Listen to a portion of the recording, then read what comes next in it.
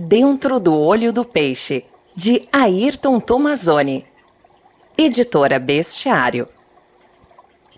A capa, tons ocres terrosos, traz a figura de uma tainha nadando sobre um ramo de flores. O peixe tem escamas acinzentadas. Produção de áudio, Drico Oliveira.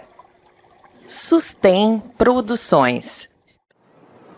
Dentro do Olho do Peixe, audiolivro, integra o projeto Literatura em 5 Tempos, com financiamento Procultura RS, Lei de Incentivo e Fundo, Secretaria da Cultura, Governo do Estado do Rio Grande do Sul. Esse é um livro litorâneo. Nasceu da paixão por estar perto do mar e das coisas desse lugar. Nasceu das lembranças das férias de criança, lá no verão na casa de praia da avó em Cidreira, ou lá na colônia de férias em Tramandaí, ou ainda acampando em Quintão ou em Oásis do Sul. Mas também nasceu por descobrir a saborosa paz fora de temporada, nos outonos ou nos invernos ventosos. E isso levou a um sonho de morar um dia na beira da praia e escrever. Dentro do Olho do Peixe, reúne pequenas histórias do ponto de vista de uma menina que olha o mar e seus habitantes, tentando entender o mundo terreno, seus desafios e contradições. Histórias que foram recolhidas ao longo do tempo sem propósito maior, além do exercício da escrita e do registro em vários cadernos. Durante a pandemia, o litoral me acolheu com generosidade e permitiu a tranquilidade de finalizar estes textos e fazer brotar outros tantos. Prefácio para o Amigo Esquecido. Ela reuniu tudo o que havia escrito desde menina. Eram textos que se mesclavam em diferentes gradações de ingenuidade e aguda ponderação. Outros eram como se mergulhasse nela mesma e anunciasse seu nome sem receio.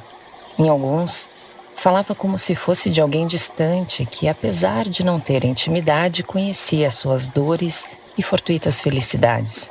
Ela era personagem e protagonista, confidente de si mesma e testemunha de acusação.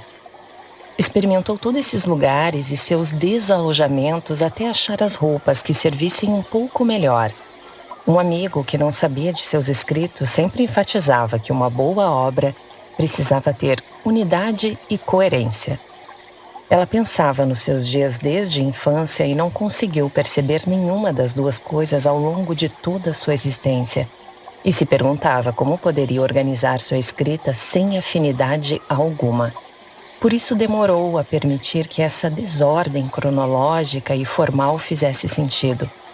Foi só quando deixou de pensar no amigo e nas coisas que ele repetia que tudo começou a ganhar relevo do jeito que podia ser e não do modo que deveria ser. Foi quando decidiu escrever para os peixes que a paz e a coragem nasceram nela. Não havia expectativa de chegada, só um suposto trajeto. Como quando ela imaginava os primeiros navegadores que, com o desejo certo de um destino e a falsa garantia de êxito à tripulação, sabiam se jogar no desconhecido. Foi quando confiou nos peixes que ela subiu a âncora enferrujada e se foi, sem volta. Dentro do Olho do Peixe. Dentro do Olho do Peixe não tinha imagem alguma. Ele segura cada paisagem ou retrato do lado de fora para não entrarem como o anzol que atravessa sua boca. Lá era reservado para outras coisas que as imagens ludibriavam. Dentro do olho havia festa e luto e outras epígrafes em pedras de sal. A menina pensou que quando completasse seus 15 anos, o que ainda ia demorar, ela não queria que servissem peixe aos convidados. Toda vez que o pai trazia um primo, um tio ou um amigo para o jantar, era servido peixe, e ela antecipava tudo o que viria depois. No começo esperava que a mãe percebesse seu pequeno coração como a deriva em meio à tempestade e as mãos incontroláveis que deixavam escorregar os talheres. Ela se demorava na sobremesa para retardar o quanto pudesse a subida para o quarto.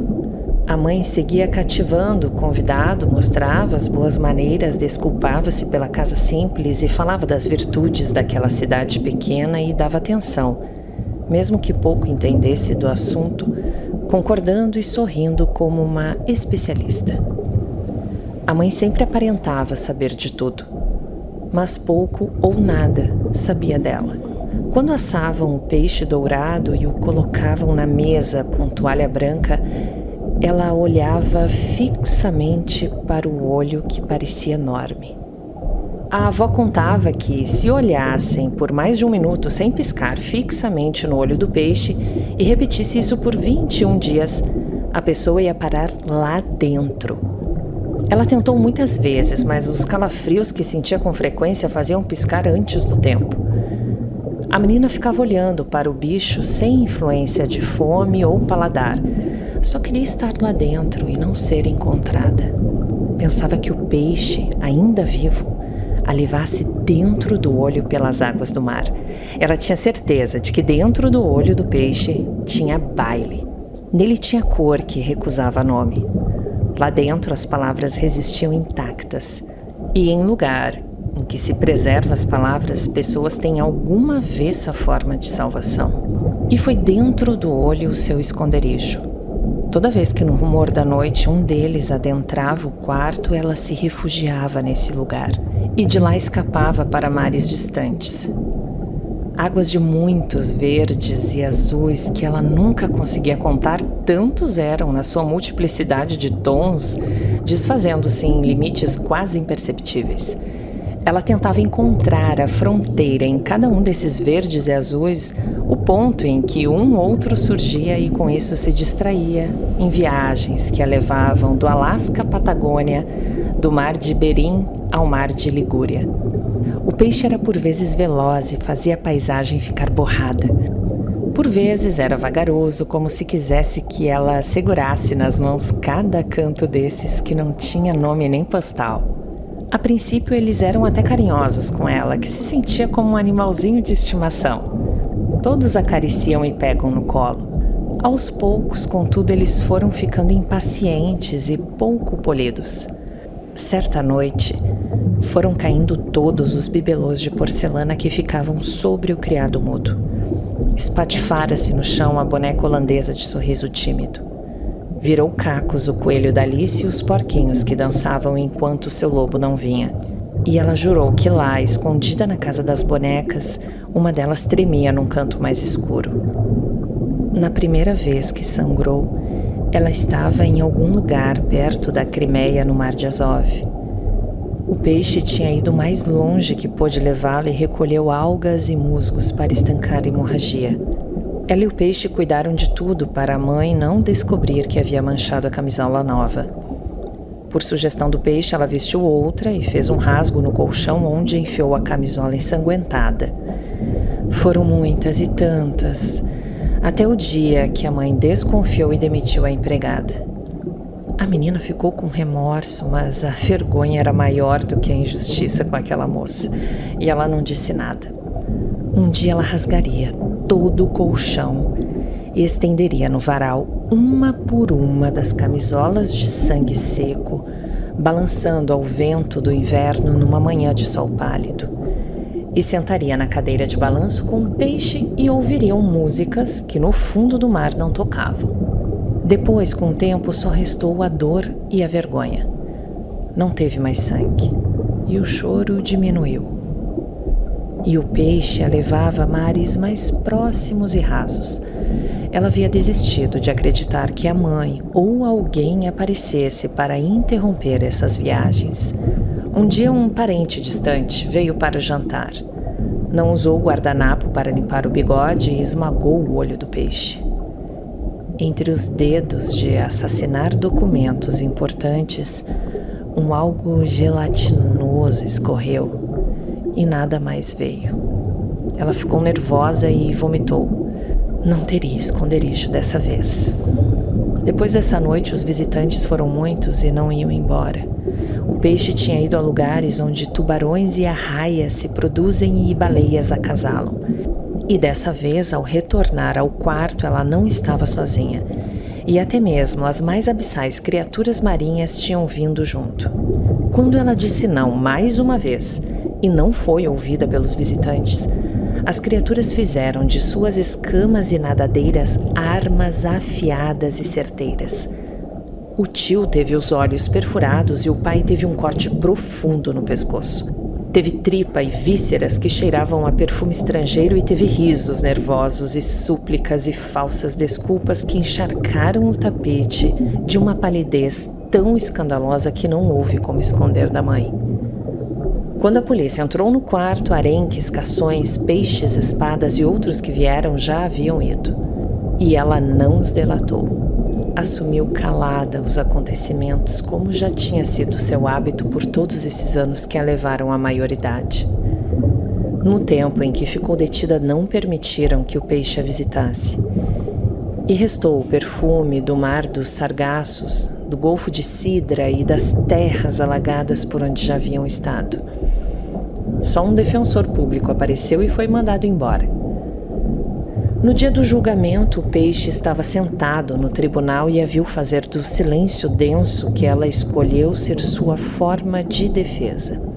Ela pensou em mais uma viagem ao mar de Marmara por onde uma vez passaram.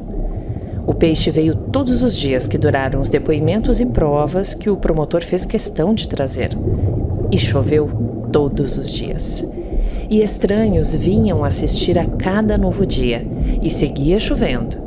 E a única conhecida que veio foi a mãe, que não teve coragem de entrar. A chuva aumentou tanto que o júri teve de usar galochas. E no dia do veredito final foi o mesmo dia que a cidade viu-se inundar. E a água foi impiedosa com as vidraças e portas de madeira nobre, e cobriu todos os telhados e deixou em desespero todos que nunca tinham com um peixe cruzado algum mar. Ela não temeu o dilúvio. Sabia o que era se afogar todas as noites e levantar ao amanhecer.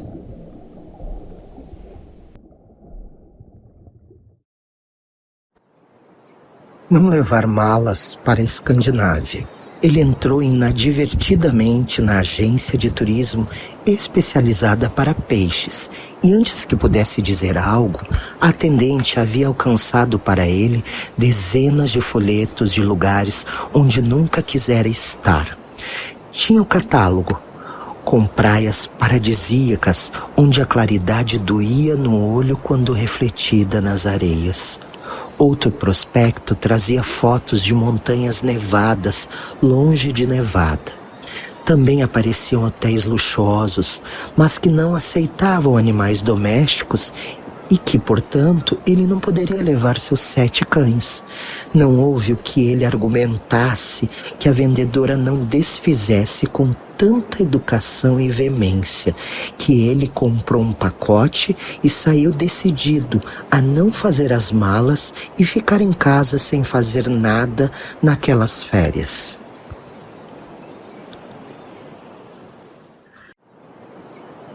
Deus era peixe. Um dia longínquo, na Babilônia, emergiu do mar o portentoso deus Oanes. Corpo de peixe, cabeça e pernas de homem.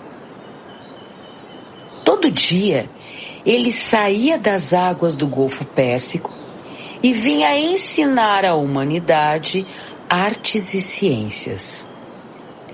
Um dia, muito tempo depois, ele foi pescado e comido, e tudo foi sendo desaprendido aos poucos.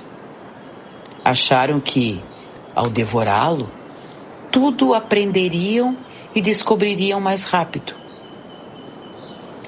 Deus era peixe e se arrependeu de tão pouco saber ainda dos homens.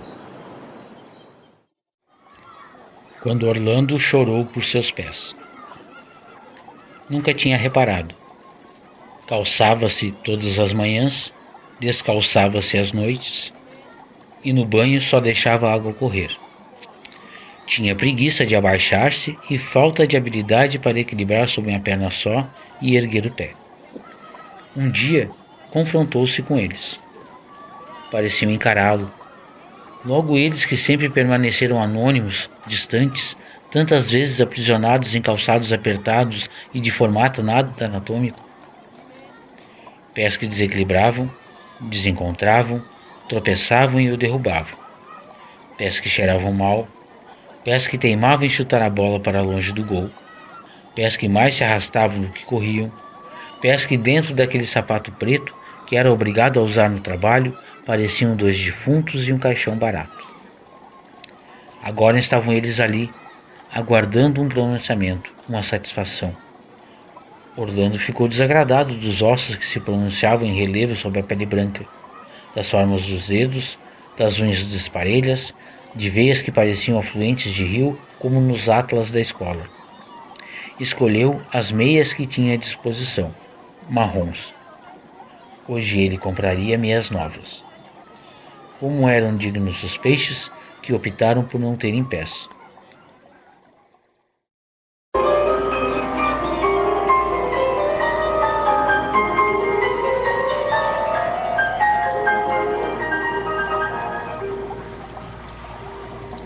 Saberes. Peixes de aquário não foram feitos para durar.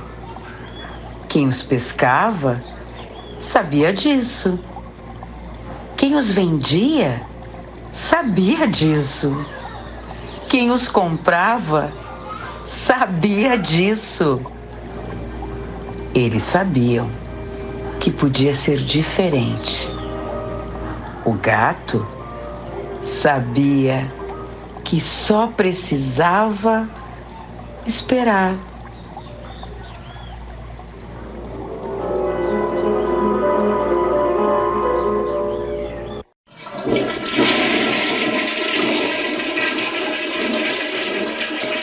Sobre a facilidade do descarte. O bicho mais fácil de descartar. Já vi jogarem na privada e dar a descarga. O corpo do bichinho se revolta junto com a água e desaparece. Já vi irem junto com os restos do jantar. Já vi serem jogados pela janela, na grama do jardim. Já vi serem dados para o gato brincar. E sim, já vi serem enterrados com direito à cruz e oração.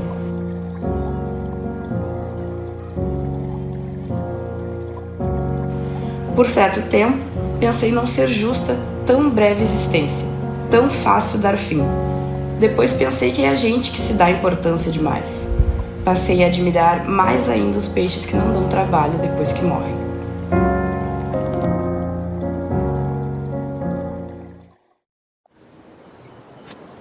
Uma vez meus pais voltaram de um jantar no clube em traje de gala.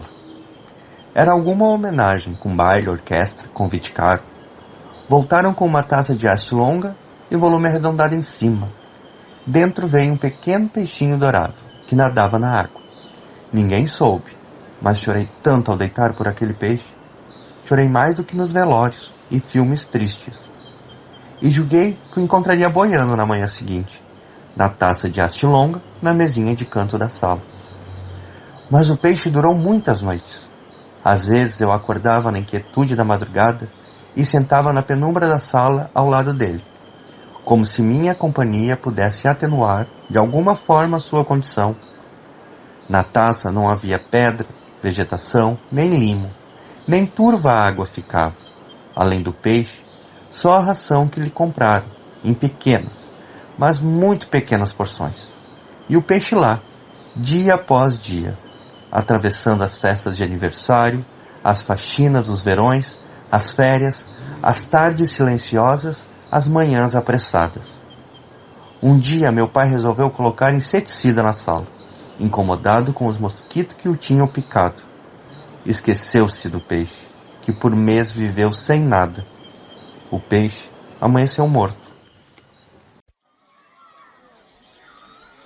Só para olhar. Nem pegar no colo o bichinho é possível. Não se leva para passear. Não se faz selfie com eles na cama ao deitar ou acordar. Só aquela batidinha no vidro para chamar atenção ou fazê-los em desespero. Um desafio aos afetos. Amar sem os ter nos braços. Roteiro número 2. Elisa caminha descalça. Plano detalhe no olho de Elisa. Elisa lê uma carta sentada na beira do cais. Close de Elisa sorrindo. O homem atira a linha e o anzol com isca na água que antes fisga uma nuvem próxima de suas cabeças. Começam a chover conchas que vão sendo levadas pelas ondas. Elisa caminha com cuidado por entre as conchas na beira da praia. Plano detalhe dos pés de Elisa que seguem na meia ponta, pisando entre as conchas e carcaças de peixes de médio porte e de um siri. Sobe a música. A caminhada de Elisa é como um balé nunca antes dançado.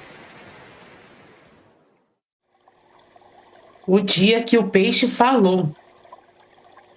Um dia eu cheguei e ele estava fora do aquário, com as barbatanas na cintura e me enchendo de osso.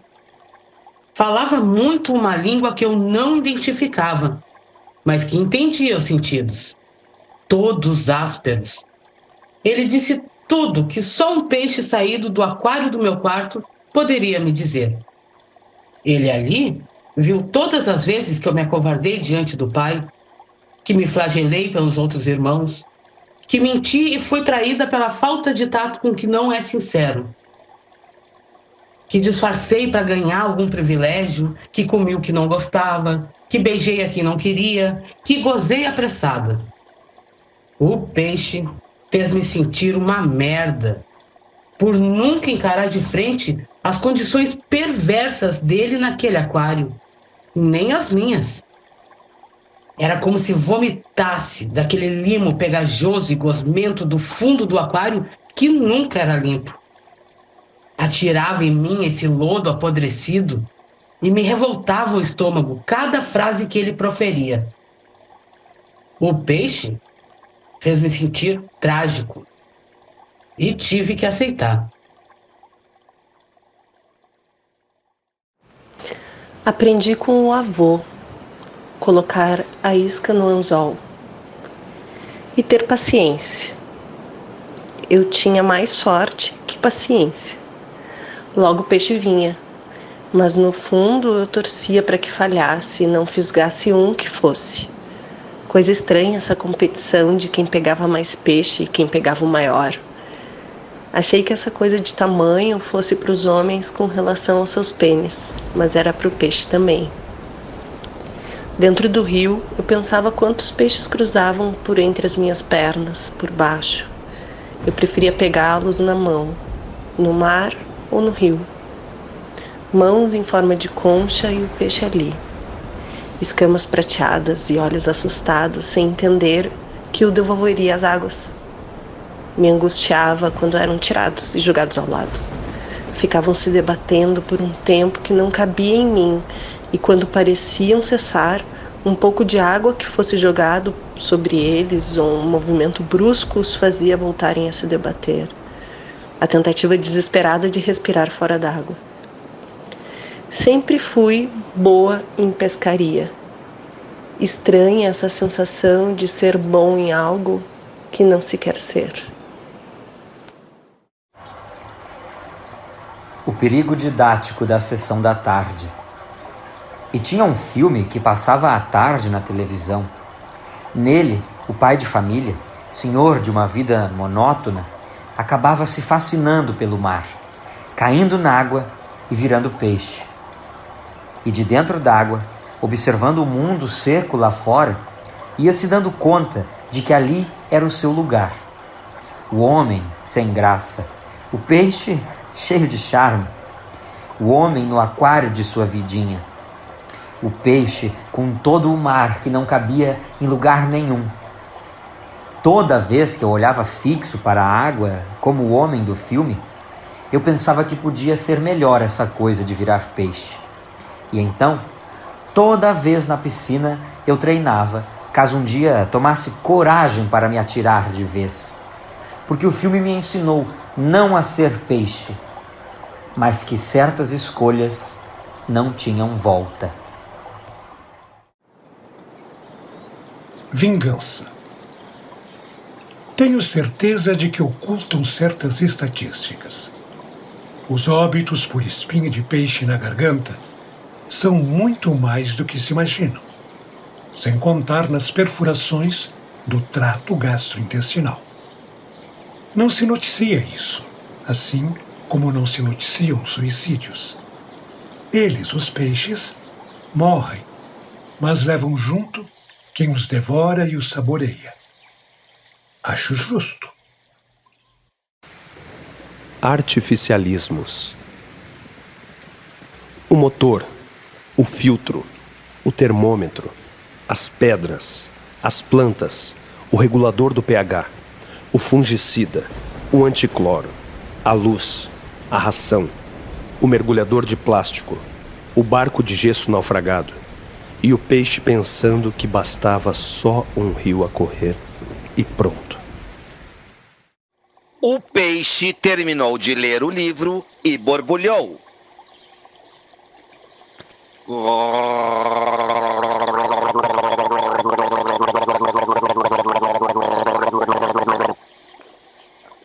O homem evoluiu graças à posição ereta, ao polegar opositor e ao cérebro desenvolvido. E com isso passou horas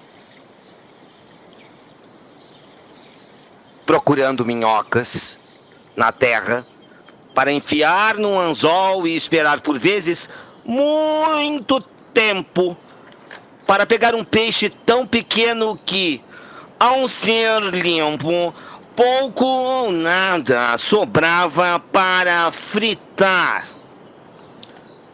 O peixe deixou o livro afundar e não pensou mais naquilo.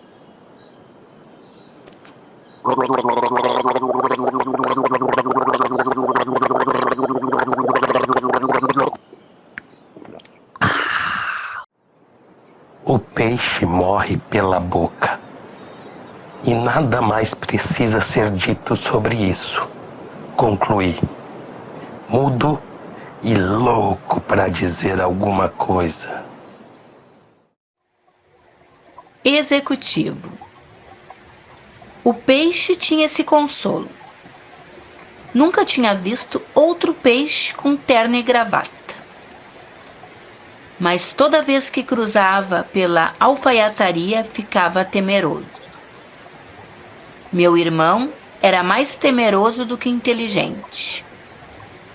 No primeiro dia de emprego, a mãe lhe colocou terno e gravata e disse que não se respeitava um homem que não sabia se vestir de acordo. E vestiu-se todos os dias e ficou na dúvida se havia sido promovido pelo trabalho ou pelos trajes que a mãe passava a ferro com esmero. Um dia, o primo Olavo apareceu na TV. Tinha ganhado uma medalha nadando nas Olimpíadas. Todos o aplaudiam vestindo apenas uma sunga. O presidente apertou sua mão. Percebi que meu irmão se sentiu enganado. A mãe desligou rapidamente a TV e perguntou quem queria bolo. Tinha queimado no fundo e estava abatumado. Comemos para não fazer desfeito. Lágrimas. Acariciei o gato e pensei que um dia, talvez, logo ele morreria. E pensei o quanto choraria e se o choro seria suficiente para traduzir minha dor. A outra gatinha que tive, quando morreu, me fez chorar por uma tarde inteira. Achei pouco. Queria chorar mais, mas não tinha mais lágrimas. Mas ainda tinha dor. Quando meu avô morreu, o gato dele não chorou. mas ficou todas as tardes deitado no travesseiro do lado em que ele dormia. Eu chorei pouco, só durante o velório. Eu e o gato sentíamos muita falta dele. Eu olhava a horta cheia de mato e a tarrafa jogada num canto. Tentei chorar e não consegui. O gato miou várias vezes, talvez não fosse hábito dos felinos chorarem mesmo. Ali, com saudades de meu avô e na companhia do gato, aprendi que dor e lágrimas nutrem desproporcionais relações. As plantas. Fiquei com pena da mudinha verde que nascia ao lado do vaso de pimentinhas no jardim e deixei crescer. A mudinha se espalhou e matou as pimentinhas. Me dei conta de que existem bondades perigosas. Segui. Outro dia, um ramo de boldo quebrou. Enterrei ao lado da roseirinha quase seca. A roseirinha cresceu e o ramo de boldo também. Na primavera, a roseirinha voltou a florir depois de ano. E o boldo confundiu os perfumes. Me dei conta de que pouco se sabe sobre bondades. Perigo. A asa molhada do anjo. Foi sempre assim quando éramos crianças. Faltávamos as 2 primeiras semanas de aula. Era a época em que o pai tirava férias. Ante a qualquer reclamação de uma mãe, lá vinha ele com uma infinidade de motivos para veranear fora de temporada. O preço do sorvete, do milho verde e do aluguel era menor. Não se precisava brigar por lugar para estender a esteira de palha na beirada da areia. E dar peixe de montão. Assim pensava o pai. Assim, a mãe não pensava e, apesar de argumentos alguma vez apresentados, como a ausência das amigas, que não eram muitas nem tão amigas, das ruas desertas, do vento nordeste muito mais forte fazendo tudo voar, ela mais nada dizia para não irritar o pai. Ele, sempre convicto, irredutível, sem querer ser o dono da verdade, como sempre repetia, e sem gostar de ser contrariado. O certo é que eu nunca estava na escola nos primeiros dias de aula. Matéria mesmo quase não perdia. Era recapitulação, repetia o pai. Só embromação, e os gêmeos concordavam. Importar não me importava, mas apesar da minha pouca idade, eu me preocupava com a mãe intercalando palavras cruzadas e jogo de paciência enquanto todos dormiam. Sempre havia um cochilo comprido depois do almoço e o silêncio da casa era mais profundo, ficando só o ruído do mar ali perto. As manhãs eram militares. Levantávamos bem cedo, preparava-se tudo. O pai conferia 2 ou 3 vezes para não esquecer nada. E saíamos em marcha 4 quadras até o mar. O pai cravava o guarda-sol de 4 cores na areia e já saía com seu pequeno caniço para pescar em algum ponto bem distante, onde não se espantavam os peixes, e logo ele virava um pontinho lá longe. Eu e os gêmeos nos dedicávamos a gastar o tempo, e a mãe, apesar de contrariada às vezes, permitia coisas que em casa nem podiam ser imaginadas. A mãe reclinava a cadeira e ficava ao sol. Por vezes demorava até aparecer uma alma viva por ali. Parecia que a praia era toda nossa, o que era um pouco assustador. Eu olhava para os 2 lados de areia e mar que pareciam não ter fim. Eu, como mais velha, tinha de ficar de olho nos gêmeos. Eles podiam entrar na água, mas só na beirinha, e se divertiam em contrariar essa regra e me deixavam rouca de tanto chamar o nome deles que o vento levava para o outro lado. Os dias pareciam longos e as noites curtas. Noites que fazia frio de se tapar de cobertor. A mãe colocava uma camisola comprida, macia, macia. Algumas vezes me deixava vestir por cima do pijama, dizendo que meus olhinhos brilhavam. Era dos poucos momentos em que ela sorria. Daí, dava-me boa noite e um sonho com os anjos.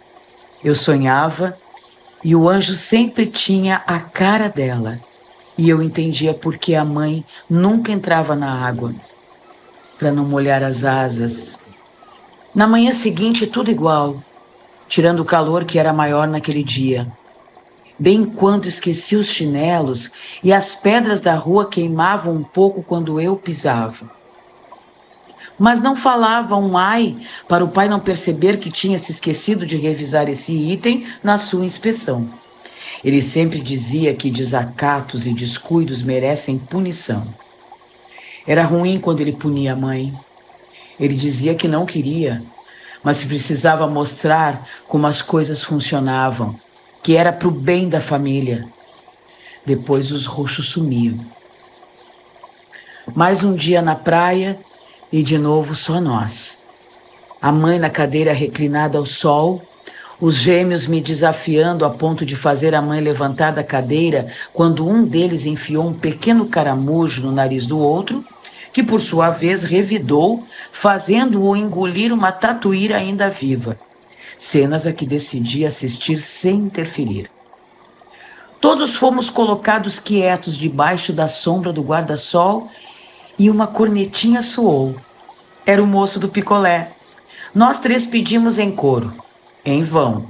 A mãe disse ao moço: agora eles estão de castigo, mas se o senhor voltar depois e eles se comportarem até lá, compro 3. O moço piscou para nós, pedindo colaboração, e falou algo que o vento levou para o outro lado, mas que fez a mãe ficar mais corada que com o sol que pegava. E ele seguiu pela praia soprando a cornetinha. Quando o sorveteiro voltou, ganhamos cada um o seu picolé. A mãe deu uma nota grande de dinheiro. Ele devolveu o troco e andou em direção à casinha do salva-vidas. A mãe conferiu o troco e disse que tinha vindo a mais e foi até o moço devolver. E enquanto o picolé derretia nas nossas línguas, eles conversavam e conversavam e conversavam. A mãe fez sinal para eu ficar de olho nos gêmeos que tentavam agora lambuzar a bunda um do outro com o picolé. Fiquei ali, controlando, e de canto de olho vi que o moço sugeriu para a mãe ver o mar lá de cima, da casinha do salva-vidas. E enquanto subiam as escadinhas, os dois formaram 2 figuras douradas contra o sol. E dessa vez o vento permitiu escutar os risos da mãe. Coisa rara. Fiquei feliz de ouvir a mãe sorrindo. E foram vários sorrisos, que olhei para os gêmeos com o olho que meu pai fazia para eles ficarem quietos e não atrapalharem toda aquela felicidade dela. Quando desceram, o moço foi pela praia fora. A mãe foi até a beirinha com a gente para tirarmos a areia do corpo. E os gêmeos pularam ondas de mãos dadas com ela. E eu fiquei boiando ao lado deles, olhando o céu azul sem nenhuma nuvem que chegava a doer. E a mãe riu quando encalhei na areia e os gêmeos furaram uma onda juntos. Nem percebemos que o pai tinha chegado e todos ficamos um pouco constrangidos com nossa euforia deliciosa. Esperamos ele dizer alguma coisa severa, mas ele revelou um peixe enorme que havia pescado e fez um gesto para irmos mais cedo para casa. Voltei pensando que felicidade não merece punição. E o jantar foi agradável, ainda que a mãe tenha tido trabalho para limpar o peixe e um dos gêmeos tenha se engasgado com a espinha. Ao deitar, a mãe tirou a camisola e deixou-me dormir com ela, macia, macia. Naquela noite, sonhei com os anjos que, em vez de flautins, tocavam cornetinhas iguais à do vendedor de picolé.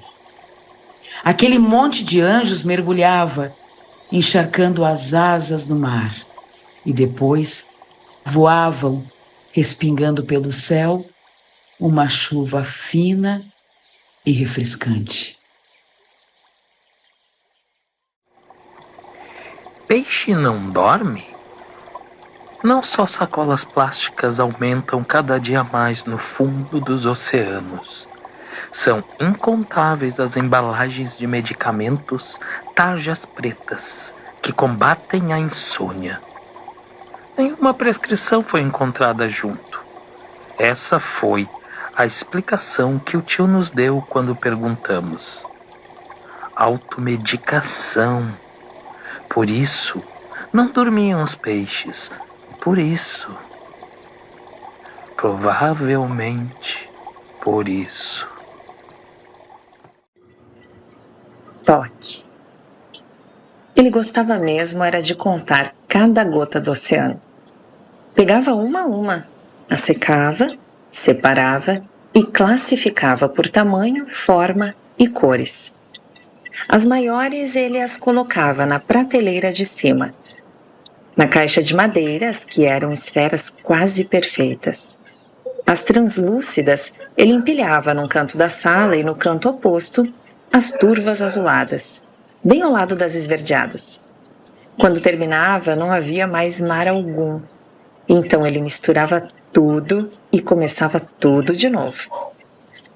Um dia indagaram sobre essa inutilidade toda e ele não ligou. E até se entristeceu com o homem franzino à sua frente, contando os dias e as horas, todos os dias, de novo.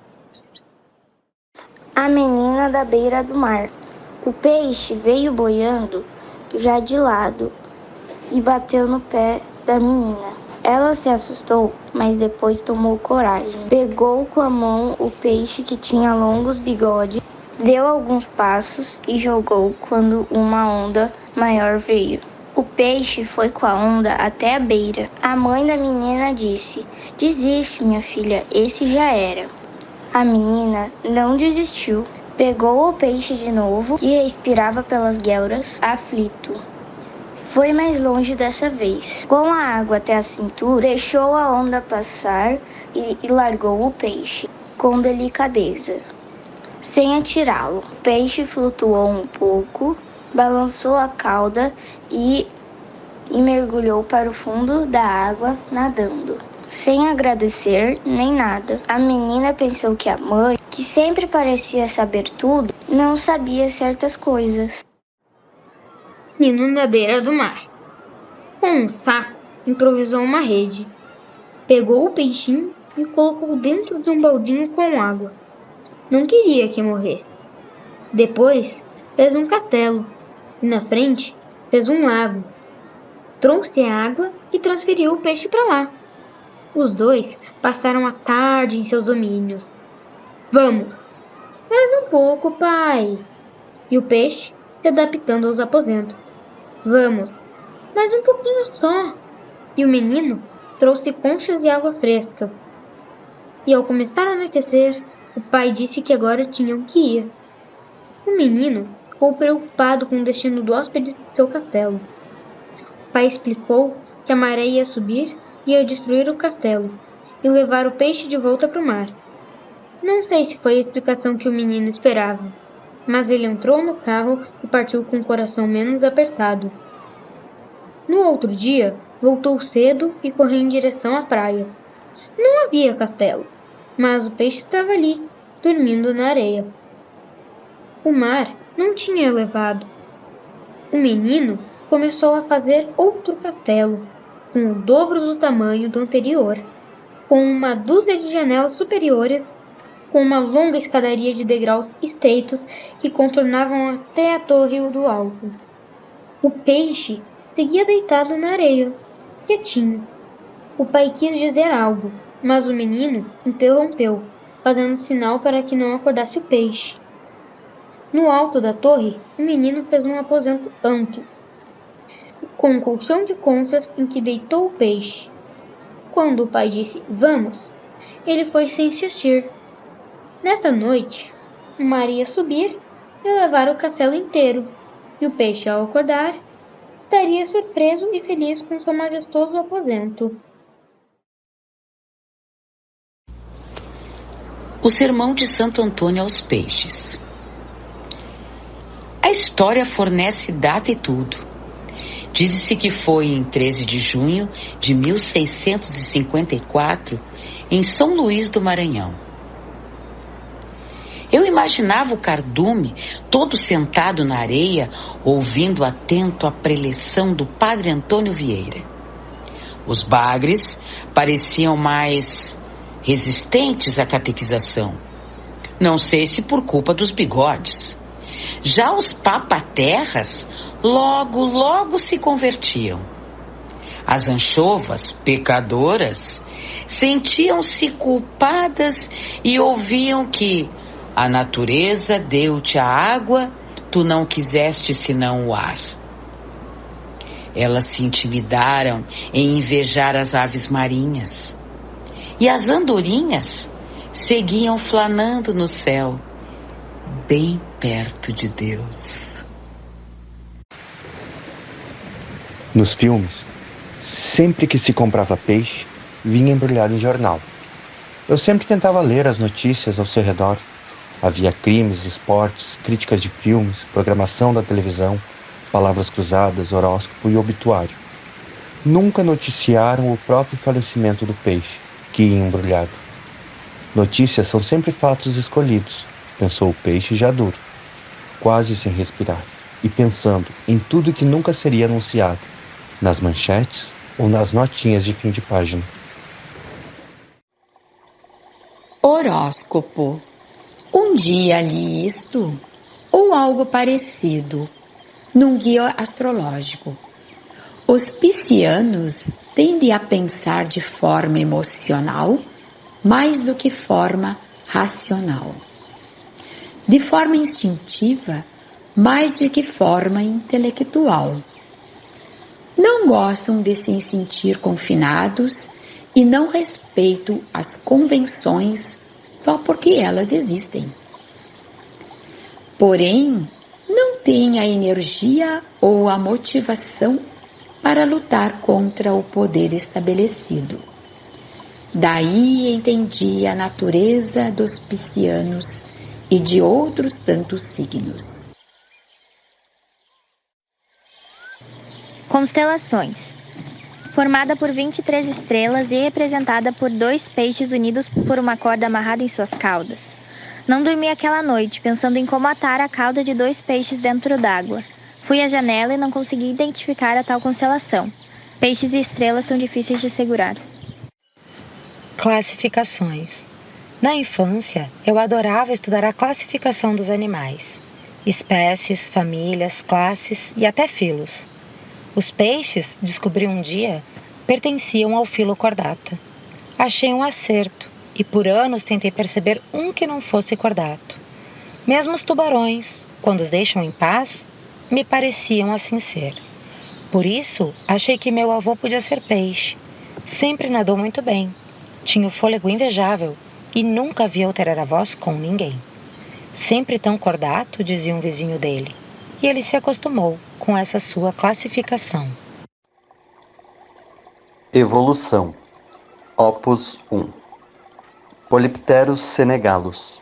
Um peixe africano que podia respirar ar, andar na terra. Cansaram de viver com a alma encharcada. É o que dizem. Mas as pessoas dizem tantas coisas que já nem se sabe. Uma coisa era certa. Os peixes preferiram o não dizer. Minha avó ia durante o verão até a beira do riacho e refrescava os pés na água gelada e transparente. Ficava com água até quase os joelhos. Os lambaris vinham e beliscavam as varizes. Às vezes ela sacudia a perna para ver se iam embora. Depois desistia e acendia um cigarro. Meu avô dizia que isso que era isca boa. As pernas com varizes Não o cigarro que os peixes desgostavam. Ela o mandava longe com um gesto seco. Eles ficaram casados por 50 e poucos anos. Esconderijos e outras vicissitudes. Nas famílias, a minha e todas que conheço, ao pensar em esconder algo sempre, a primeira alternativa são as gavetas. Um fundo de guarda-roupa atrás das camisetas dobradas, mas sempre escondia as coisas enterradas. Talvez influência das histórias de piratas. Embaixo da pedra do jardim, junto ao pé da goiabeira, entre os canteiros de gerânios. Na verdade, a memória prega peças, pois nunca houve gerânios em nenhum desses jardins em que escondi meus tesouros. Onde tu colocou? E eu quieto, como se comigo não fosse. Eles procuravam por tudo e nada. Eu sabia cada objeto e seu lugar. Por vezes elaborava mapas na cabeça, mas quando comecei a temer os esquecimentos, fazia mapas mal desenhados, mas úteis. Contava os passos. Estabelecia referências precisas, como onde a sombra da caixa d'água batia ao sol das 3 da tarde. Ou ainda fazia códigos que depois eu mesmo não lembrava o que significavam. Daí acordava no meio da noite lembrando e, sem temor da noite, ia conferir se lá estava o tesouro, onde o tinha deixado. Para isso não basta apenas escolher o local, mas também como o embalar. As caixas de fósforos podem ser úteis, as de madeira mais ainda. Mas o deleite era quando sobrava um pedaço de plástico bolha. Primeiro envolvia num pedaço de tecido especial para ficar bem acomodado, e depois o plástico bolha que protegia da umidade dos vermes, minhocas e ladrões subterrâneos que devoravam até coisas ainda a serem imaginadas. Aprendi com os cachorros e seus ossos, ainda que meu olfato não fosse dos melhores. No dia em que soube que iam desapropriar a casa da avó, gelei por dentro, pois só contaram quando já era tarde. A avenida passou por cima do jardim. Não tive tempo de salvar nada. Fiquei muito pobre naquele dia. Ir-se. O plâncton grudou na minha alma e passei a alimentar os mares. Fui levado por camarões, baleias, sardinhas a oceanos distantes. Tudo escorria tão fácil que não tinha mais lugar a que não fosse. Nada tão preciso. Os peixes me ensinaram a fazer apenas o que é preciso. Ignorar os números, ir contra a corrente quando é outono, escrever poesia sem palavras e mergulhar com o fôlego que se tem. Nem todos fazem isso. Os gatos, por exemplo, só fazem o que querem. Os cães fazem o que os outros querem. Os peixes nada fazem. Apenas ter uma cabeça de peixe. A família toda tinha cabeça de peixe. Durante muitos anos, as pessoas repararam, mas nunca quiseram comentar. A mãe, por vezes, observava as suas feições ao espelho e as comparava com as demais. Mas naquela cidade tinha tanta gente esquisita. A prima Luciane tinha orelhas enormes e o rosto coberto por marcas deixadas por acnes que pareciam crateras. E casou com um carinha, aquele que tinha um cabelo escorrido e gorduroso e um nariz proeminente, de olhos miúdos e dentes desencontrados. E tinha aquela menina da novela, mirrada, de olhos claros e a pele tão clara que dava enjoos. E todas as capas de revista adoravam publicar. A vida fez cada um como fez, pensava ela. No resto do corpo eram como os demais. Não tinham escamas, não tinham um cheiro característico, tinham 2 pernas, 2 braços, eram bípedes, comiam sentados à mesa, vestiam até camisetas e calças jeans. Na escola, as crianças eram caçoadas, mas nem mais nem menos do que as outras crianças. Sofriam bullying como a maioria dos coleguinhas, vivenciando essa crueldade característica da raça humana desde a tenra idade. Em meio a gordinhos, sardentos, nerds, bichinhas, paus de vira-tripa, 4 olhos, toquinhos de amarrar bode, esquisitonas, branquelas azedas, cabeludos, japas, cabelo de bombril, zumbi, puxa-saco, etc., eles eram os cabeças de peixe. Nem pior, nem melhor, concluía o caçula da família, mesmo achando cruéis e desnecessárias aquelas designações. Muitos da cidade os tinham como excêntricos e admiravam ter amizade com uma família tão singular, como se fossem íntimos de alguma celebridade. A Jéssica do fim da rua não perdia a oportunidade de fazer selfies e publicar no Instagram. Essa condição, contudo, nem sempre foi pacífica.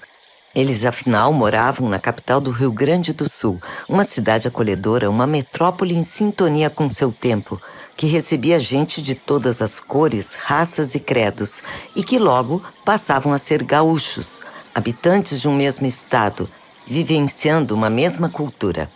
O pai recebeu na Câmara de Vereadores o título de cidadão emérito por ter escolhido a cidade para se estabelecer e fomentar a economia local, com empregos e renda. Reforçaram os membros do plenário nos seus discursos. Um cidadão de bem, explicitado pelo fato de que não bebia, não desrespeitava as leis de trânsito, fazia caridade e não era dado a excentricidades. Afinal, quantas cidades no mundo tinham uma família com cabeça de peixe? Disse o proponente da homenagem em seu discurso. Só o que os preocupava às vezes era quando assistiam aos programas de culinária com chefes de cozinha enfatizando que ferver bem a cabeça é que dava o gosto para um bom caldo ou pirão. Os pais tentavam evitar que as crianças assistissem a esse tipo de programa, mas com a internet nem sempre era possível. A filha do meio um dia entrou no quarto pálida, depois de ver um dos grandes cozinheiros decepar a cabeça de um peixe e a colocar para ferver, e depois os convidados se deliciarem com o prato finalizado. Os pais tentaram explicar que era um programa de ficção, assim como o do seriado em que havia uns pigmeus que encolhiam cabeças humanas para usar como amuleto, ou ainda como nos filmes de terror de mau gosto, nos quais se esquartejavam membros e perfuravam corpos com furadeiras. Eles nunca souberam se as crianças acreditaram, mas acharam melhor poupá-los enquanto eram pequenos. Já bastava quando tiveram que explicar que não eram como os mutantes. Apesar das diferenças dos humanos, eles não tinham poderes especiais, não podiam nadar debaixo d'água nem se comunicar com outros peixes. Apenas tinham um corpo humano com uma cabeça de peixe. Apenas.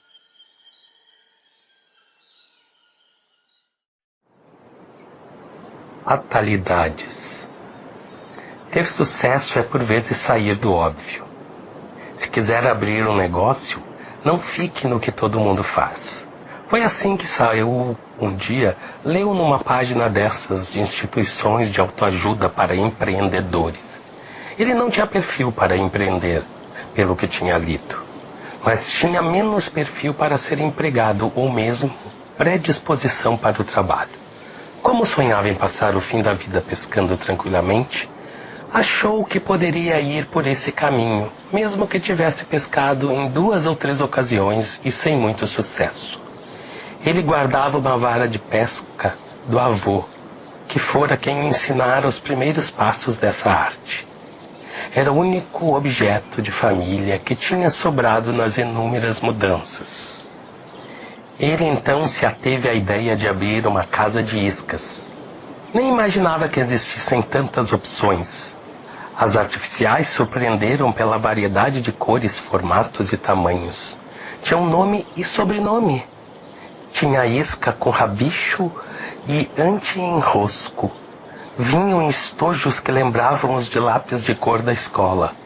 Algumas pareciam destaques de escola de samba ou saídas de um show de variedades de drag queens, com direito a plumas, fosforescências e maquiagem. Outras pareciam lançamentos automotivos de nova geração.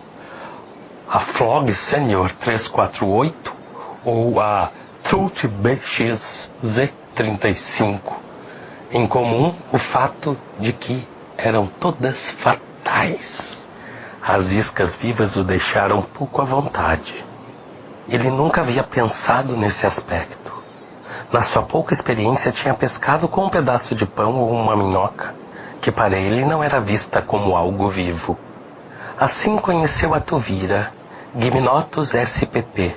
Conheceu a piramboia, Lepidosiren spp. E conheceu o caranguejo, Dilocarcinus paguei. E conheceu uma variada lista de insetos, como o gafanhoto e o grilo. Até o bicho da laranja estava na lista, em um tal de crustáceo de nome corrupto. Por fatalidade, ele abriu o negócio e prosperou. O sonho de passar a vida pescando passou, e ele esqueceu. Sua loja tinha 3 funcionários. Ele pagava as contas e sobrava para fazer pequenas economias. E assim foi contando os dias para se aposentar. 2 semanas antes de chegar à aposentadoria, teve um infarto fatal. O seu neto tentou achar a vara de pescar que ele guardava, mas não a encontrou. A avó disse que talvez a tivesse jogado no lixo, pois nunca teve serventia para nada. O menino ficou se indagando se só as coisas tinham serventia, ou se as pessoas também. Ele olhou a enorme placa da loja e as iscas e pensou que o avô talvez tivesse sido fisgado e nem notou.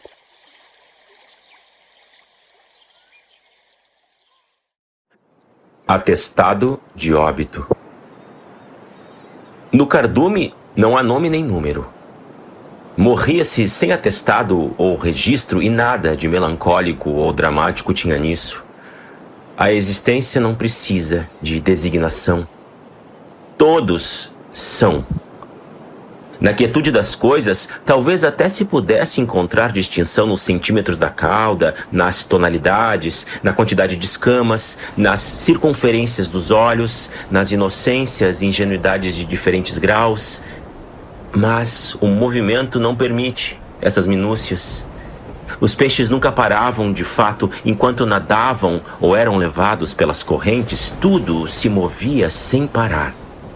Movimento pertence à coisa vivida. Não há parador. Só a morte permite com rigor distinguir as coisas. Se quisermos. Que fique bem evidente isso, se quisermos. Os peixes nunca quiseram ou precisaram, e registro disso não há. Mas é fato. Peixofilias. Ele foi fisgado pela vocação e fascinado com o peixe ser símbolo cristão. E ele se dedicou a pregar a bondade. Alertou sobre os perigos das águas rasas, pregou sobre as iscas e suas seduções. Tentou convencer da inutilidade do ato predatório. Tentou o sacerdócio e foi até ordenado para uma paróquia distante. Não demorou a ser expulso. Justificaram que ele tinha mais bondade do que fé. Tentou associar-se a um clube. Não foi aceito. Tentou filiar-se a um partido. Foi vetado. Seguiu com sua bondade, sem lugar, sem designação. Sua maior qualidade parecia não caber em lugar algum. Desobediências. Disseram que não sobreviveriam fora da água. Um dia, eles arriscaram. Saíram dos oceanos e mares e pisaram na terra, meio que sem muito jeito no início. Afinal, as coisas não começam perfeitamente, vão se ajeitando com o tempo. E se ajeitaram, dando firmeza e velocidade no caminhar, inclusive em 2 pernas apenas, permitindo olhar mais longe no horizonte e aumentando muito as dores na coluna. Foram então deflagradas inúmeras grandes guerras e batalhas que não constam dos livros oficiais nem dos avisos nas portas das geladeiras. Assim, sem pretender nem planejar, foram indo.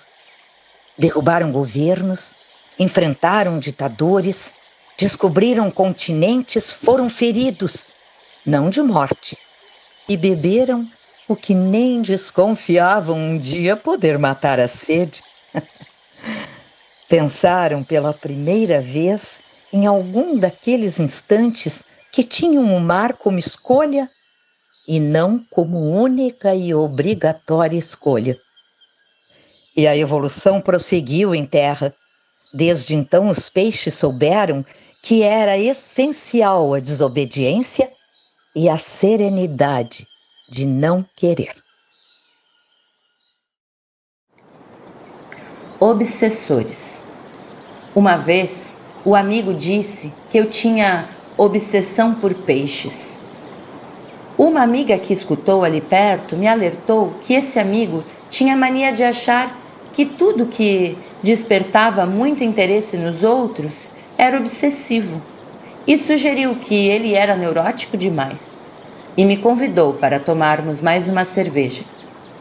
Um outro amigo me puxou de canto e alertou que já haviam bebido muito e que isso era a compulsividade daquela outra amiga e pediu para não usar os talheres do bar, que podiam não estar bem limpos, e tirou um par de talheres da sua pasta, espirrou álcool gel neles, secou-os com o guardanapo de papel e me ofertou. Era preciso ser muito cuidadoso com tudo que nos oferecem fora de casa, concluiu. Eu decidi voltar para casa e ler um pouco mais sobre os peixes. Obsessivamente tranquila e sem julgar ninguém. Peixe de pelúcia. Porque certas coisas nunca vão fazer sentido no fundo do mar, muito menos acima dele.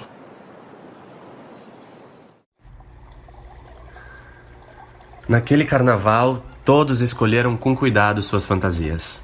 Houve pierrots tristonhos, marinheiros embriagados, odaliscas translúcidas, heróis mascarados, cada qual pensando em surpreender no desfile, sem que pudessem ser identificados. Para ele, parecia este o sentimento do carnaval: enganar os outros e dessa forma também a si mesmo. Por isso, decidiu ir ao carnaval fantasiado de si mesmo. Foi a várias lojas de fantasias, das mais luxuosas às mais populares, e em nenhuma encontrou trajes e adereços que servissem ao seu propósito. Então a confeccionou ele mesmo. Fez um manto de escamas com as bandejinhas prateadas que sobraram do aniversário da sobrinha. Fez uma grande cabeça com um galão plástico de água, daquelas que se pedia por teleentrega. Nela fez 2 enormes olhos arredondados com 2 escorredores de macarrão. Completou com 2 nadadeiras e uma cauda improvisada com leques esquecidos na 3ª gaveta da cômoda do quarto da tia. Olhou-se no espelho das águas e achou que estava vestido de acordo para a ocasião. E a madrugada passou rápida.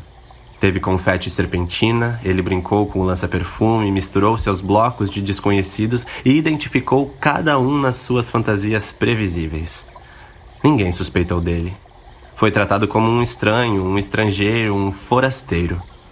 Sereias aproximaram-se dele, piratas foram hostis. O árabe mostrou-se desconfiado, mas nele se abraçou, cantou marchinhas antigas e sucessos do verão enquanto suavam juntos. No canto do salão, o folião vestido de ostra quase não conseguia brincar, atrapalhado com sua escolha. Talvez só a ostra tenha desconfiado que nele não havia engano e que era sua própria fantasia. Caiu na rede preencha a laguna. O rei dos animais. Tem peixe gato, tem peixe cobra, tem peixe cachorro, tem peixe papagaio, tem peixe zebra, tem peixe tigre, tem peixe elefante, até peixe rei tem. E o leão taxa. Peixe palhaço. Qual é a graça?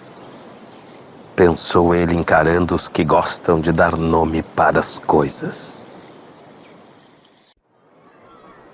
Bodas. Ela nunca havia pensado em casamento. Gostava das brevidades, mas às vezes sonhava e daí o pensamento nem sempre lhe obedecia. Então o peixe sai do mar com seu terno acinzentado com perfeito caimento. E ela, sentada na beira da praia, se dando conta de que não estava com trajes adequados.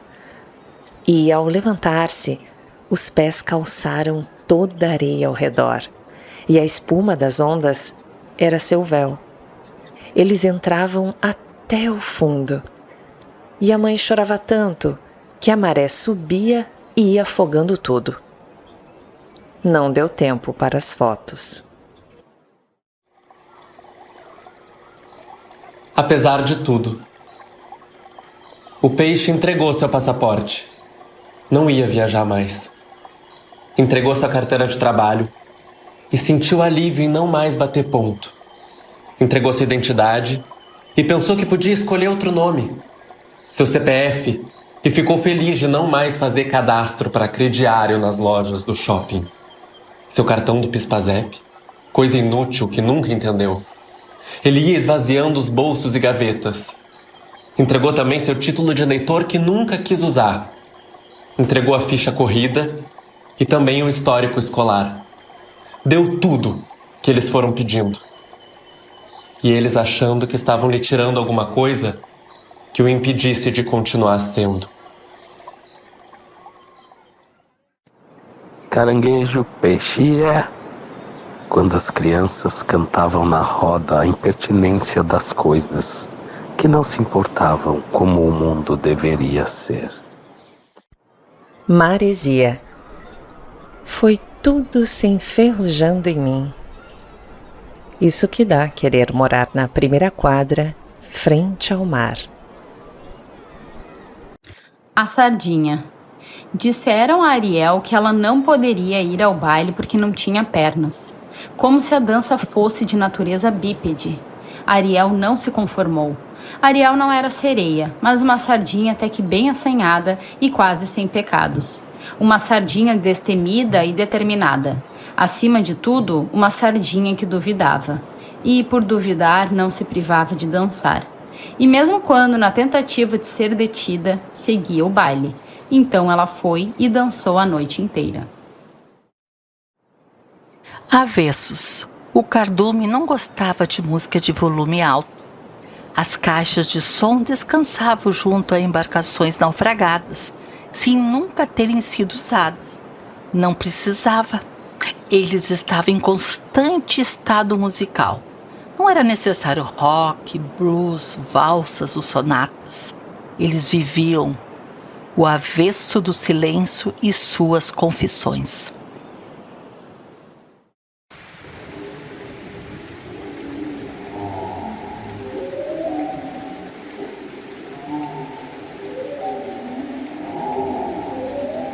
Sentenças ou interrogatório do peixe-boi. O peixe-boi não é peixe, é mamífero. Quanto tem ele de peixe? Quanto tem de boi que em nada parece? Autoridades resolveram chamá-lo a depor. Queriam esclarecer esse indefinido incômodo que estava prejudicando os índices de aprendizagem da escola fundamental. Eles prepararam um interrogatório com o objetivo de que o animal evidenciasse afinal de que lado estava, do lado dos peixes ou do lado dos mamíferos. Isso já havia sido feito antes com baleias e golfinhos. Mas o peixe-boi carrega esse dilema no nome, o que era bem mais subversivo que os golfinhos e baleias. Para o tal interrogatório, se valeram das técnicas mais avançadas de semiótica e neurolinguística. E, claro, com o auxílio inestimável dos conhecimentos de coaching.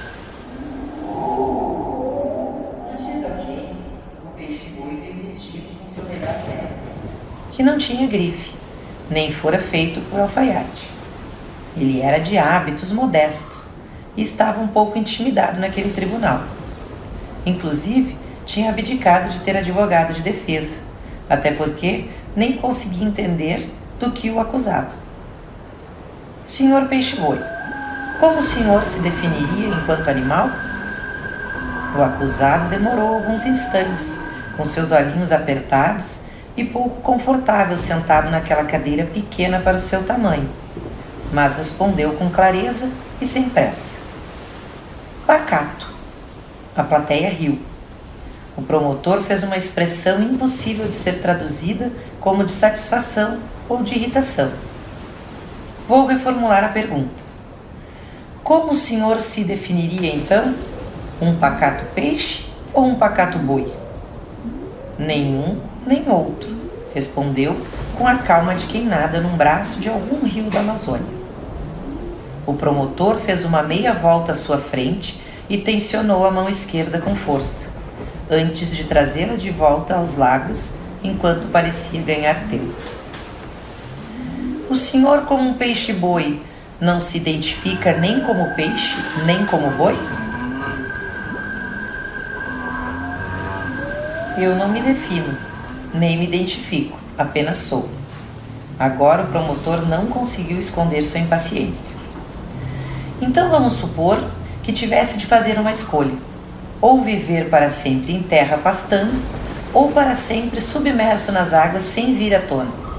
Qual dessas alternativas escolheria? Não escolheria. Como assim?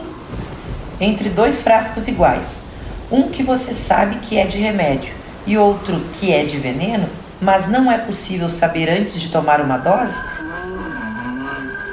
Por que correr o risco, se nem doente estou? Então, se tivesse doente, qual escolheria? A vida na terra ou a vida embaixo d'água? Por que o senhor deseja que eu esteja doente? Dessa vez, o juiz riu junto com a audiência, antes de pedir silêncio. É apenas uma suposição. Desculpe, achei que se tratava de fatos aqui no tribunal. Então, se estivesse doente, qual escolheria? A vida na terra ou a vida embaixo d'água? Nenhum dos dois. Escolheria o remédio. Dessa vez o riso foi contagioso dentro do tribunal. O juiz precisou concentrar-se para manter a imparcialidade. O promotor só parou de morder o lábio inferior quando temeu um sangramento. Vou tentar ser mais direto. Se o senhor não pudesse ser duas coisas, mas só peixe ou só boi, qual o senhor escolheria? Quem escolhe é Deus, eu só aceito. O promotor vira-se de costas, mexe nervosamente os dedos e vira-se para o réu com um ar de superioridade, como se tivesse descoberto a teoria da relatividade 100 anos antes de Einstein. Então o senhor acredita em Deus. Isso quer dizer que o senhor é católico ou hindu. Na lógica do promotor, o peixe é símbolo cristão e os hindus veneravam as vacas. Agora tudo ficaria esclarecido. Haveria indícios. Não tenho intermediários, falo direto com ele. Ah, o senhor fala com Deus diretamente? Zombeteiro seguiu o promotor. Quando ele pode. E ele poderia vir a esse tribunal nos ajudar nessa questão? Posso falar com ele. Pode? Quando ele puder. O promotor decidiu encerrar a audiência e encaminhar uma outra, para quando Deus pudesse estar presente. Ele estava satisfeito.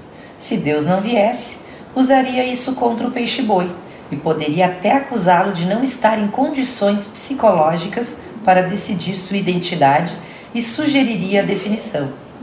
Se Deus comparecesse, proporia corrigir este problema diretamente na sua raiz. Se ele se recusasse, ele teria elementos para pedir a sua prisão. Afinal, Deus tinha muitos processos aos quais nunca havia comparecido.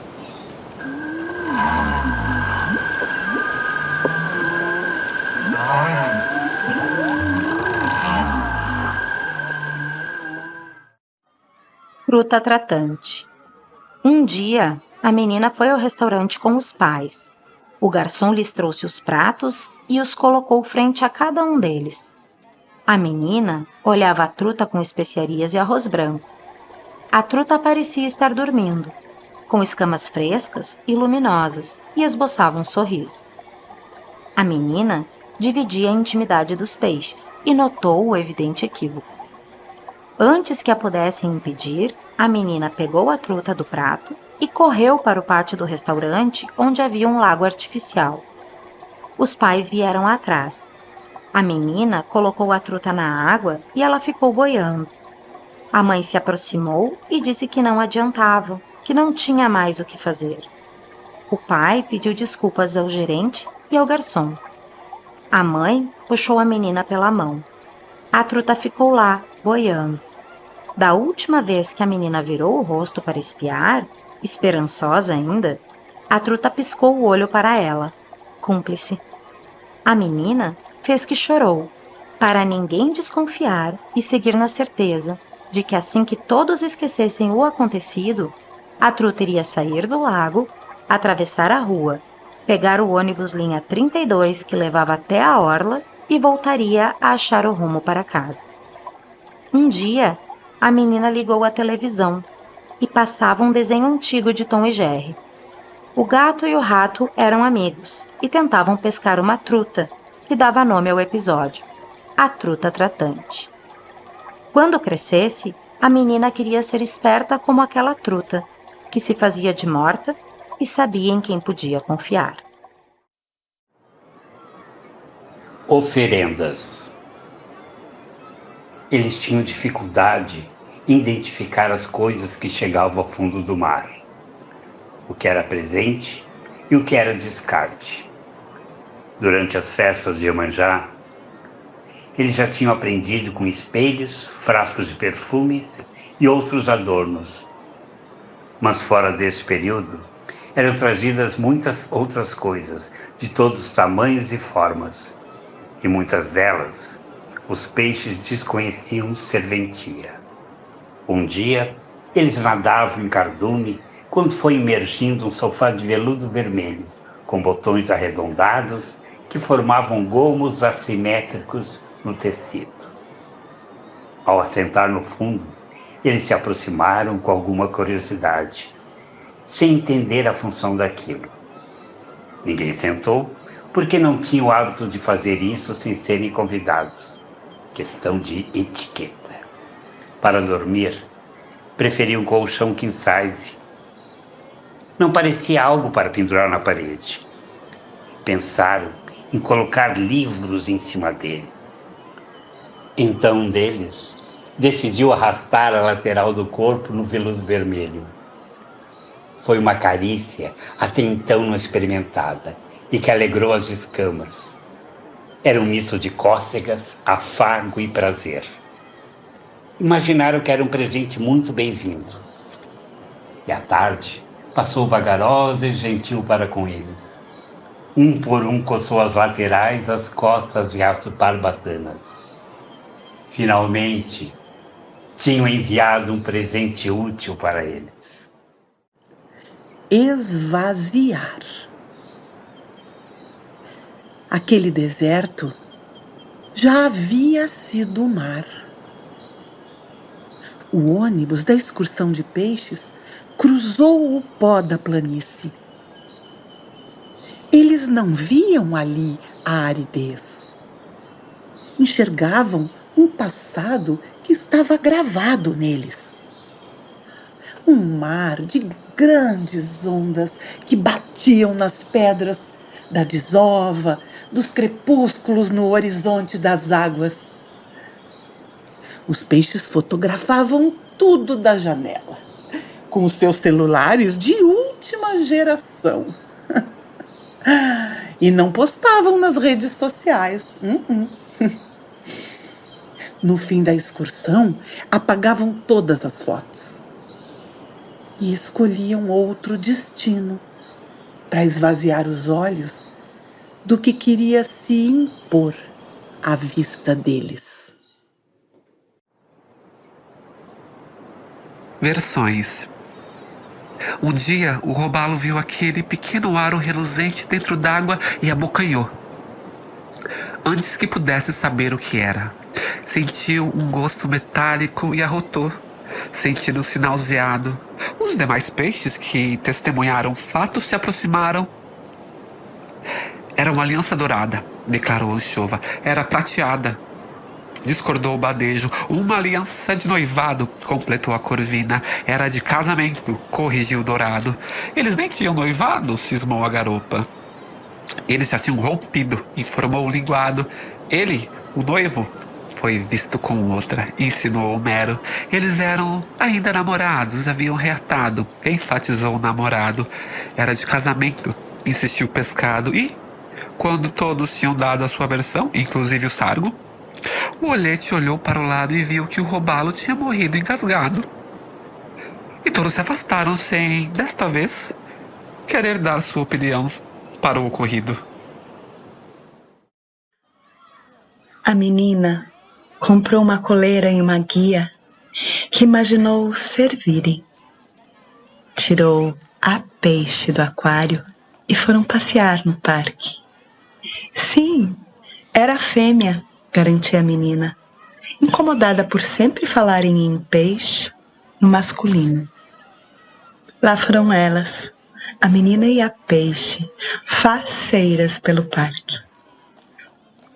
Um dia, uma mulher que passava com seu poodle disse em alto e bom tom: aqui é um lugar para passear com cães e não para trazer um peixe.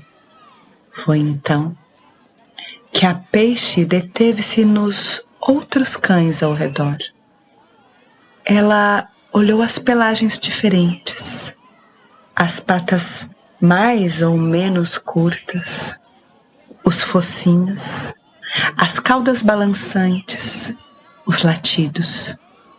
Ela foi percebendo sua condição como uma peixe fora d'água e não deu tempo de chegarem de volta ao aquário.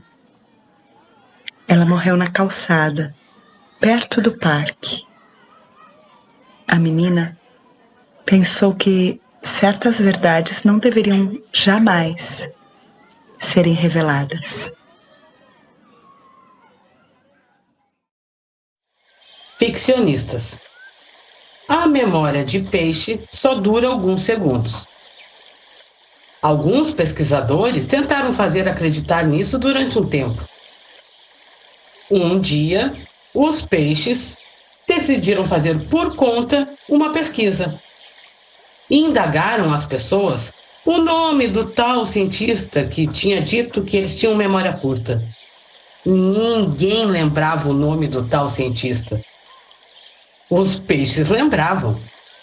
Mesmo assim, preferiram esquecer em segundos a pesquisa e seguiram nadando sem preocupação maior. As pessoas seguiram aflitas com o tal esquecimento. Apocalipse. O planeta era 75% feito de água. Um dia, todos os peixes do planeta tinham um encontro marcado. Eles, mesmo sem calendário, saberiam a data e o local certo de algum profundo oceano. Lá chegariam em cardumes enormes. Um cardume tornando maior o cardume anterior, até o momento em que não haveria espaço para tantos indivíduos juntos. E eles começariam a ser um só. Escama fundindo com escama, carne entrelaçando carne, e de todos haveria um só, de proporções inimagináveis. E ele impulsionaria sua cauda gigante com força para saltar para fora d'água, e ao cair de volta, engoliria o planeta todo com a sua bocarra de devorar mundos. E a partir desse dia, o universo passaria a ser oceano. Na catequese, ela adorava quando, ao se tratar de milagres, vinha a história da multiplicação dos pães e dos peixes. Ela ficava faceira em saber que milagres dependem muito mais da matemática do que da religião. Literatura de peixe. As palavras andavam soltas pelas águas, misturavam-se entre profundezas e rasuras. As correntes ofertavam obras clássicas e novelas afoitas. Tinham ondas românticas e ondulações poéticas. Por vezes, flutuavam escritos de leitura de um fôlego só. Outros que exigiam uma demora transoceânica. O peixe-espada uma vez foi à tona e cortou a história no meio, em 2 volumes. Nas tormentas, tudo se misturava no mar revolto, e novas palavras surgiam enquanto outras afundavam, náufragas de narrativas, mas serenas, com os versos que ainda nasceriam. Peixe pulmonado australiano. Ela ficou feliz quando soube da notícia de um Neoceratodus forsters que chegou ao Share Aquarium de Chicago, em 1933. Depois de viver 84 anos, a necropsia diagnosticou morte por causas naturais, devido à sua idade avançada. Os peixes envelhecem se não forem pescados, comemorou ela. A revista Caça e Pesca garantiu que peixes não sentem dor. O site de defesa animal garantiu que sim, todo peixe sente dor e até emoções como carinho e medo. Os cientistas, sempre cautelosos, começaram a admitir a possibilidade de sentirem dor, mas não a dor igual a dos humanos. Os peixes liam essas declarações e sentiam muito por tanto desconhecimento. Salva-vidas. Ele sempre orientava para que ficassem nas partes mais fundas da praia e que não fossem para a beirinha. Mas os peixinhos jovens não escutavam e entravam para estatísticas. Caíam em rede de anzóis ou naquela piscina de castelo de areia. Naquele verão, foram 72 que deixaram de se salvar por falta de prudência na orla. Deve-se sempre respeitar o mar. Passional. O amor se anunciava nas escamas, firmes ainda que flexíveis. Ele não encontrava paragem nos olhos nem no coração, nos quais agora só circulava sangue sem oxigênio. O amor não se localizava. Ele era fortuito e recorrente e tinha brilho, textura e odor. Então, chamavam de outra coisa o que era amor. Tempo para chuva. O rumor da superfície da água. Era assim que antecipavam o temporal que lá no fundo era ignorado. Quantas gotas precisavam para deixar maior esse mar? Os peixes pensavam por uns instantes e voltavam a nadar, sem se importar em não ter a resposta. Não valia sofrer muito pelo não saber. O dia seguiria nublado e talvez outro mais luminoso seguisse. Mas naquele dia, o mar pareceu avolumar-se convidativo às suas profundezas. E isso era suficiente. Novela. A família amanheceu boiando no cais. Não pouparam nem um peixinho menor. A televisão local deu a notícia sem maior destaque. Tiveram os que protestaram, tiveram os que criticaram, os que protestaram, por não protestarem por outras causas, como a da legalização da pesca das baleias. Tiveram os que choraram, tiveram os que acharam que a família deveria ter feito por merecer. Tiveram os que já haviam se acostumado e seguiram vendo a novela. Um bom livro no anzol. Quando ela se aproximou do avô, ele preparava iscas. Cada peixe exige uma escolha cuidadosa. Na sua caixa, tinha livros de todos os tamanhos e gêneros. Era uma arte conhecer o que pôr na ponta do anzol, sentenciou, ao colocar uma brochura de capa colorida no anzol, preparando para lançar na água. Demorei a descobrir que as sardinhas não são preguiçosas e gostam de ler James Joyce. Sorte minha, azar delas. E seguiu falando dos linguados, que eram só fisgados com novelas baratas, daquelas de bancas de revista, se possível for.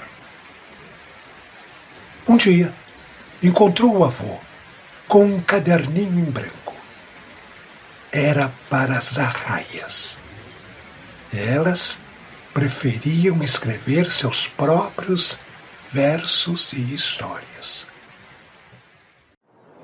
O Boto, o Pescador e a Tainha.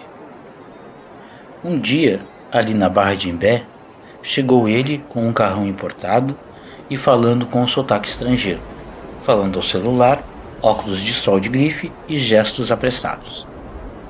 Pediu informações e logo fez sinal para o Boto, o Pescador e a Tainha. Come on! Os três acharam que não era com eles e seguiram na correnteza das águas que misturavam o rio e mar. O homem insistiu e se aproximou. Os três se olharam, desconfiados, ainda achando que era algum engano, que não era com eles. E o Boto mergulhou e voltou a subir para respirar, e apontou para onde estariam as tainhas, e o pescador jogou a tarrafa, e o homem de terno e gravata o chamou de novo com seu sotaque estrangeiro. Come on!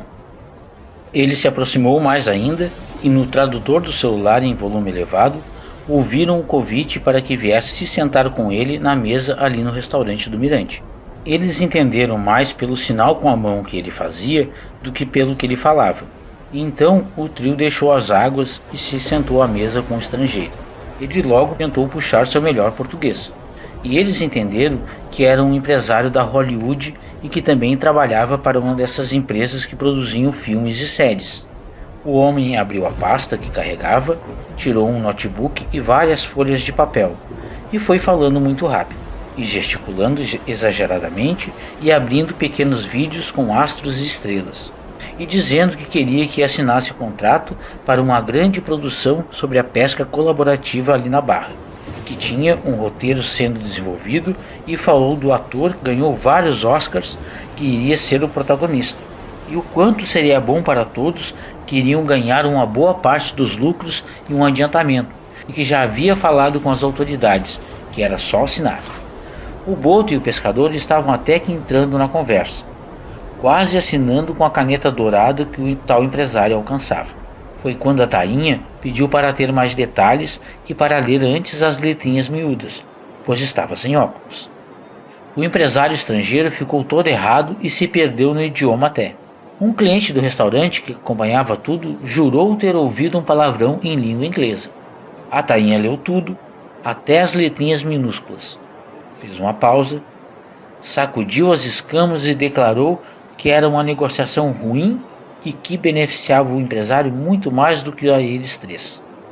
O empresário tomou um gole da água e tentou explicar todo o investimento, como funcionava o levantamento de capital, falou dos recursos, de todas as etapas e os riscos do negócio. Foi quando a Tainha olhou para o Boto e o Pescador, e nada mais precisou ser dito. Eles viviam há tantos anos ali, enfrentando invernos, tempestades, secas até. Eles viram o lixo crescer nas águas, viram os peixes sumirem, viram dejetos e ruidoso progresso se anunciando. Eles viram gerações lutarem para sobreviver e muitos não conseguirem. Tainhas, botos e pescadores. De riscos, os três entendiam bem, especialmente a Tainha, que nunca sabia se chegaria ao fim do dia. O trio levantou e foi se retirando de volta para as águas do rio Tramandaí. O homem seguiu repetindo que eles ficariam mundialmente conhecidos e que seria importante para o desenvolvimento da economia local, que muitos turistas viriam. Eles não deram ouvidos. O Boto mergulhou e subiu indicando onde estava o cardume de tainhas. O pescador jogou a rede para o lado oposto. A tainha escapou em direção ao mar, um biguá pousou nas pedras da beirada, o sol se preparou para se pôr e tudo seguiu como era antes. A vertigem do cardume. Foi quando Deus chorou que o grande mar se formou sem fim, todo um só, revolto com ondas furiosas que se chocam como se pudessem amenizar a dor de todos os filhos perdidos antes do primeiro abraço demorado. Por isso eram tão salgadas. Águas que não sabiam a fonte de onde nascem e brotam, órfãos de lugar e de paragem. cego de lágrimas, Deus bateu nas estrelas inadvertidamente e elas despencaram nas águas, incapazes de retornarem ao céu. Assim, as estrelas formaram o primeiro cardume que, em suas vertiginosas manobras, moldaram as pedras do tempo, domesticando suas forças e desenhando continentes inóspitos. Dor e violências tinham sedimentado uma crosta densa, em fendas nas quais o amor insistia em procriar. E Deus pariu seu primeiro sorriso ao lembrar que, antes dele, houve o colo materno, e ele se deitou sobre esse manto feminino e teve certeza de nunca ter estado sozinho no universo. Assim, Deus adormeceu e deixou a mãe povoar de seres toda a terra. E foram tantos e incontáveis em cores e tamanhos e espécies que nem toda a eternidade permitiu que os contassem todos. Na vertigem do cardume, tudo veio à tona para ser um dia esquecido e, mesmo assim, insistir em permanecer por ali. A revista Pesca e Caça garante que peixes não sentem dor. O site de defesa animal garantiu que, sim, todo peixe sente dor e até emoções como carinho e medo. Os cientistas, sempre cautelosos, começaram a admitir a possibilidade de sentirem dor, mas não dor igual a dos humanos.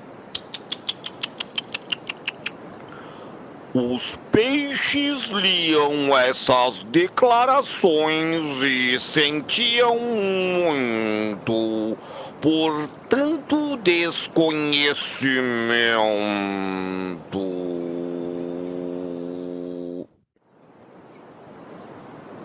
Dentro do olho do peixe. Dentro do olho do peixe. Prefácio para o amigo esquecido. Priscila Pasco. Dentro do olho do peixe. Priscila Pasco. To be or Lise Barbosa. Não levar malas para Escandinávia. João Lima. Deus era peixe. Rossaad. Quando Orlando chorou por seus pés. Oscar Lima. Saberes. Rossaad. Sobre a facilidade do descarte. Jasmine Vasconcelos. Perversidades refinadas. Joselito Quadros. Só para olhar. Priscila Pasco. Roteiro número 2. Priscila Pasco. O dia em que o peixe falou. Nadine Mota.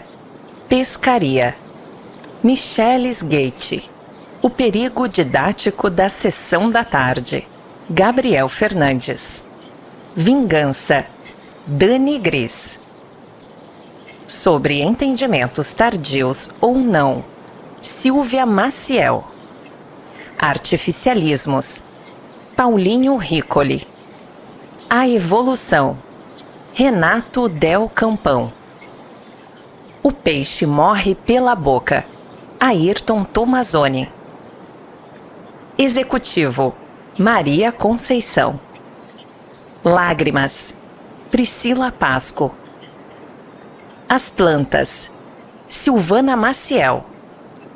A asa molhada do anjo. Rossaad.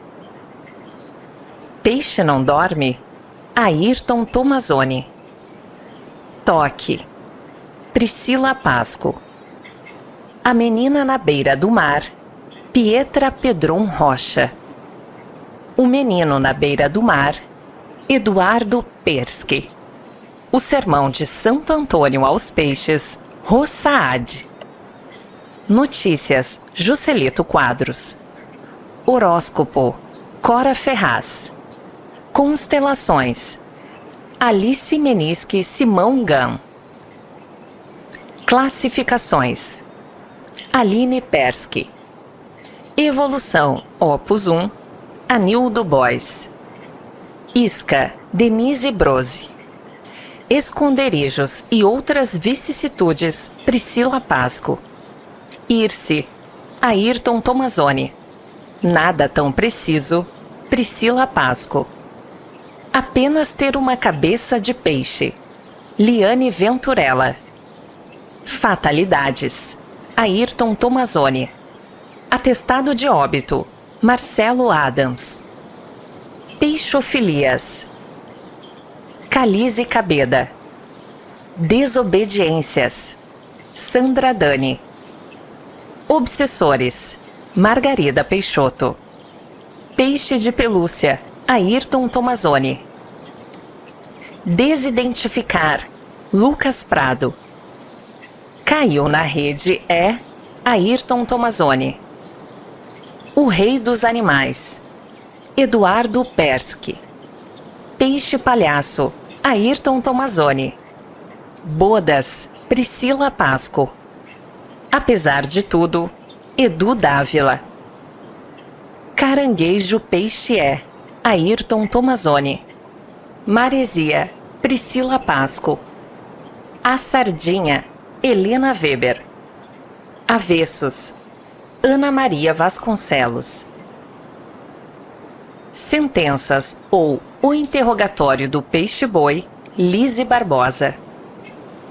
Truta tratante, Aline Persky. Oferendas, João Carlos Castanha. Esvaziar, Gisele Leri. Versões, Helena Trindade. Revelações, Laura Bax. Ficcionistas, Nadine Mota. Apocalipse, Letícia Virtuoso. A multiplicação, Adriana Lampert. Literatura de peixe, Iandra Catani. Peixe pulmonado australiano, Álvaro Nicote. Indolor, Paula Souza. Salva-vidas, Francisco Acosta Nicote. Passional, Juliana Ludwig.